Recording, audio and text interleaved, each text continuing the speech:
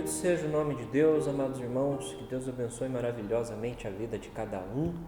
Um ótimo e feliz domingo.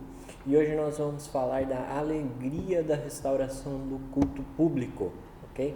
Alegria da restauração do culto público.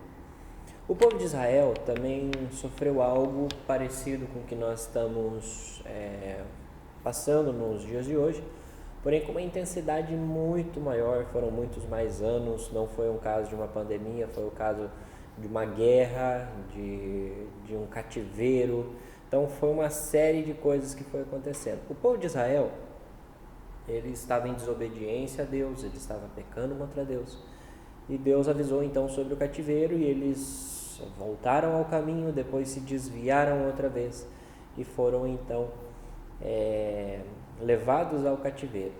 Só que o povo de Israel, existem salmos então, que são os salmos do cativeiro, que dizem assim: vocês mandam nós cantarmos, né, músicas alegres, mas nós estamos tristes, vocês mandam nós chorar, mas nós não conseguimos chorar por causa do cativeiro, né? Por causa que nós não estamos em Jerusalém. Então existem vários salmos, né, que vêm tratando da tristeza que o povo de Israel, os verdadeiros, digamos assim, cristãos do Antigo Testamento, sofriam por não poder cultuar a Deus de maneira pública, em que se juntavam os irmãos. Então, desde o Antigo Testamento, isso é uma linha que recorre ao Antigo Testamento até o Novo, existe um desejo mútuo de culto público, em que você está em comunhão com os irmãos, em que você se reúne num local, que você se reúne num horário específico. Então, a igreja primitiva, para a gente ter uma ideia, a igreja primitiva ela não tinha templos no sentido como nós temos, que é uma igreja, uma construção separada somente para aquele culto, mas eram feitos nas casas, tá? Só que isto não... Tem gente que por ter esse fato, essa informação histórica, diz que a gente está errado, que não pode ter culto num templo, que isso é coisa... vai falar de outros adjetivos históricos. Só que geralmente essas mesmas pessoas, quando começa a ter um grupo que se reúne em sua casa, o negócio começa a crescer e começa a ter mais gente e tal, eles alugam algum lugar e se reúnem no horário certo, com um tempo certo, aí tem um louvor, aí tem um microfone, aí é sempre no domingo tal hora. Então eles simplesmente replicam o templo, só que só não chamam de templo, só isso. Então, na verdade, não tem como fugir. Nos nossos tempos, nos tempos de hoje, já de muito tempo, é complicado reunir muita gente numa casa, não é confortável, não é muitas vezes viável. Então é mais fácil ter um lugar separado para o culto, um lugar que ali nós adoraremos e receberemos pessoas para adoração ao Senhor e para o cuidado das vidas. E é o que acontece hoje com as igrejas. Nós temos igrejas, né? Nós temos templos dedicados exclusivamente para a adoração de Deus, tá? E o povo de Israel, ele estava destemplado nesse tempo. Ele não tinha um templo, então a adoração pública foi suspendida, porque não existia mais sacrifício, não existia mais todo o ritual antigo testamentário. Então, esse povo ele ficou 70 anos longe, digamos assim, do culto público, quando de repente eles puderam voltar do cativeiro e receberam a permissão então para reconstruir o templo e a adoração. Vamos lá, Esdras capítulo 3, eu quero ler a partir do versículo 11, Esdras capítulo 3, versículo 11, se você tem a Bíblia, abra ela, leia através dela, tá? Se acaso você não tem a Bíblia, então nós teremos aí o texto passando na tela. Então o texto diz assim: cantavam responsivamente, louvando e dando graças ao Senhor com essas palavras: Ele é bom, porque sua misericórdia dura para sempre sobre Israel. Isso daí é um cântico de salmos que é muito anterior até esse tempo, tá? Existem vários salmos que têm essa responsividade, tá? Então eles só estão cantando um cântico antigo. E todo o povo jubilou com altas vozes, louvando o Senhor por terem sido lançados os alicerces da casa do Senhor, o templo. Porém, muitos dos sacerdotes, levitas e chefes de famílias já idosos que tinham visto o primeiro templo choravam em alta voz quando, diante dos seus olhos, foram lançados os alicerces desse templo. Muitos, no entanto, levantaram as vozes com gritos de alegria, e assim não se podia distinguir entre as vozes de alegria e as vozes de choro do povo, pois o povo gritava tão alto que as vozes se ouviam de longe. Tá bom? O que estava acontecendo aqui? Os mais velhos tinham visto o primeiro templo. Era um templo mais bonito, o templo de Salomão, que era um templo reformado, um templo grande, cheio de ouro e tal. Aqui era um povo que estava voltando do cativeiro, que não tinha recurso financeiro, que não tinha nada, então construiu o templo na obra do braço, sem riquezas, né?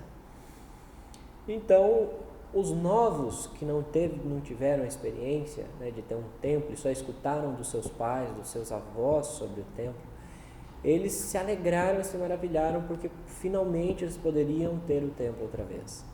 Já os antigos, que se lembravam da glória do outro templo e tal, eles choravam, né, de amargura, olha o que aconteceu com o nosso templo. Mas tudo bem. O ponto que eu quero dizer é, olha a alegria deste povo em ver que poderia cultuar ao Senhor publicamente de novo. Então é um povo que trabalhou para que isso acontecesse. Esse é o nosso primeiro ponto. Trabalhe e sempre trabalhe para que o culto público nunca seja suspenso, tá bem? Houve o caso de pandemia? Tudo bem, houve o caso de pandemia. É um caso de saúde mundial, tal, tudo bem, nós entendemos e apoiamos o governo nas decisões que ele tomou. Mas existem muitos lados, por exemplo, o Brasil, em que há governadores que estão passando o limite do legal. Ou seja, teve alguns que suspenderam até o culto online. Então, isso é um ataque contra a religião, contra a igreja, em vários lugares do mundo. China, Europa, então estão excedendo, digamos assim, os limites, as barreiras do culto público. Então estão fechando literalmente igrejas. E não é só por causa da pandemia, é por perseguição. Então, se o governo, se as autoridades, se alguém quiser suspender o culto público sem uma justificativa de saúde, sem uma justificativa lógica, simplesmente por suspender, nós como igreja devemos trabalhar, nos esforçar e enfrentar as consequências que sejam necessárias para que o culto público permaneça. Ok? Então esse povo ele estava trabalhando para a edificação do templo. Só que atrás disso existe uma ordem política gigantesca. Esse povo não foi simplesmente construiu. O templo em Israel, em todas as nações que a conquistavam, sabia que o templo era o centro do povo de Israel. Portanto, eles tiveram que ter permissão política, eles tiveram que ter recurso, trabalho. Então, eles se esforçaram grandemente para que o templo fosse reconstruído. E nós devemos ter este sentimento de edificação, sentimento de trabalho.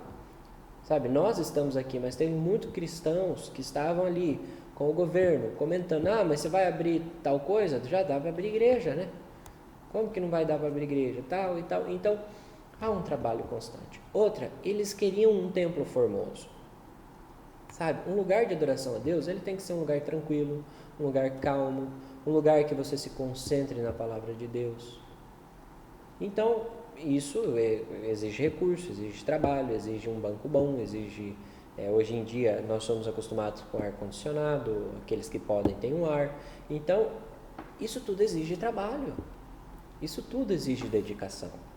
Então, se dedique à obra de Deus e também a ter um lugar de culto que seja um lugar agradável, que seja um lugar que possa chamar visitantes, que seja um lugar que realmente o centro ali seja a palavra de Deus.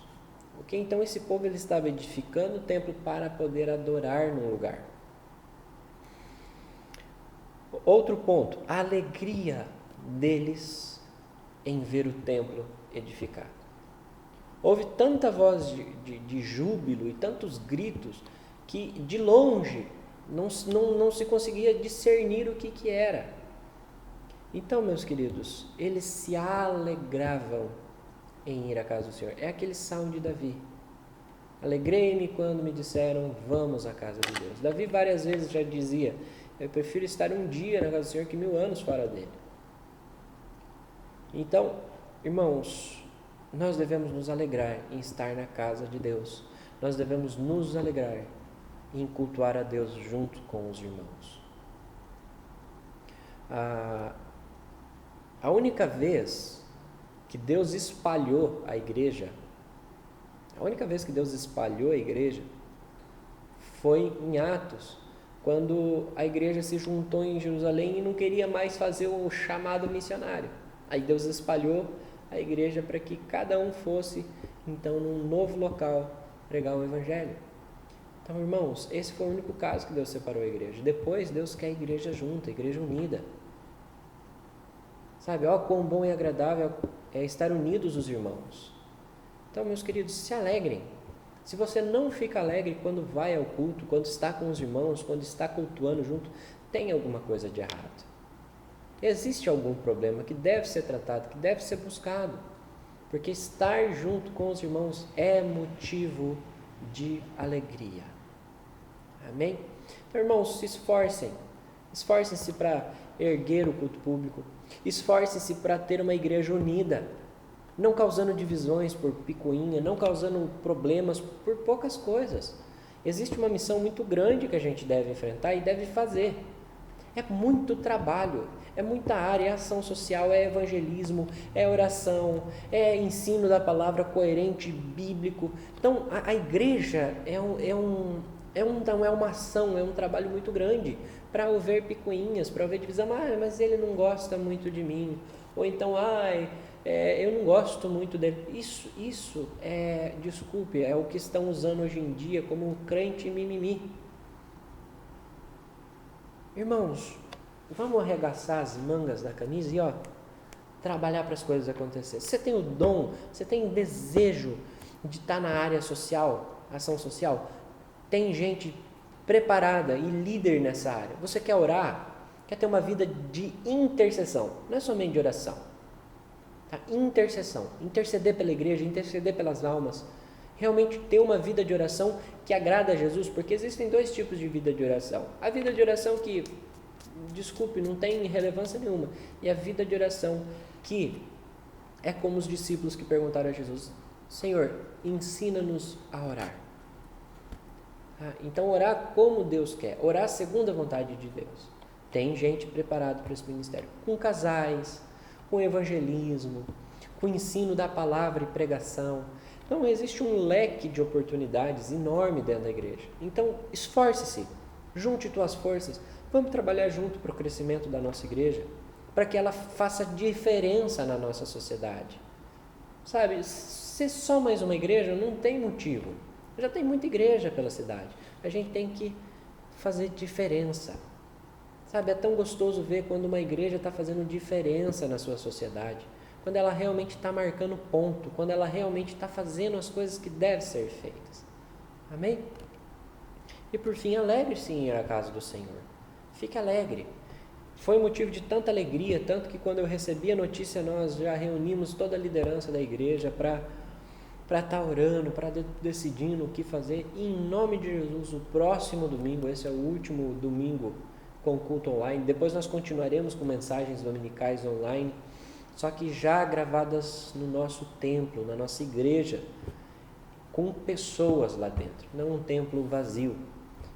Então, meus irmãos, a partir do próximo domingo nós teremos 2 cultos, um às 9 da manhã e outro às 7 da noite, porque o governo ele habilitou o culto público para máximo 20 pessoas. Tá?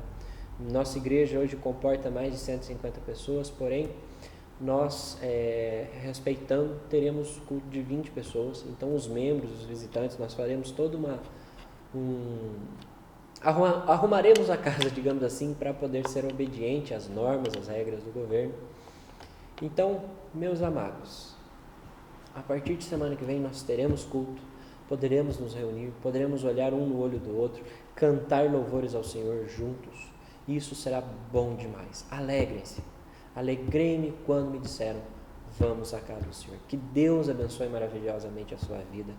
Que esta mensagem, essa notícia estejam alegrando o teu coração, a tua semana. E em nome de Jesus, nos reuniremos semana que vem. Que Deus abençoe a sua vida. Amém.